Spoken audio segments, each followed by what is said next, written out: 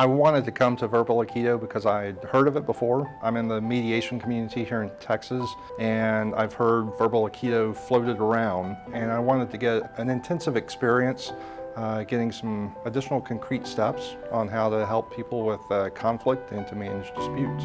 So some of the things that I got from the training were some concrete steps on how to center, how to help shepherd people, and then help to propose solutions.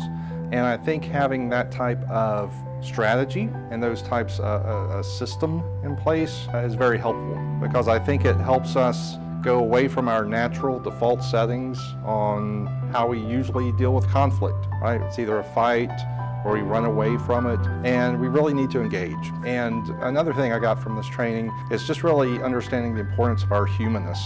That when we're having difficult conversations, when we're not communicating, it's with another person, and we need to understand them so that they can understand us, and that allows us to get to a resolution. So I think this training can be very beneficial to a wide range of audiences. One of the things that I see a lot is people say, we need to communicate better, whether it's in a family or business or an educational facility like this one, and we say we need to do it, but we don't know how. And I think Verbal Aikido gives us that how.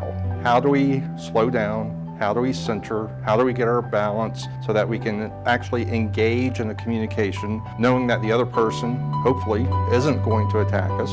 But if they do, we know how to deflect that energy so that we can keep our focus on that goal. The goal is the relationship, communication, resolving the dispute. I'd encourage anyone, and I mean this quite sincerely, get Luke's book and attend his training. I've seen in this training that we experienced in just less than 48 hours, I've seen people come in one way and they are leaving quite differently. I've seen those shields fall down. I've seen people think differently about their jobs and how they relate to other people so that they can actually serve other people and actually improve their job performance and ultimately even maybe a bit selfishly improve themselves.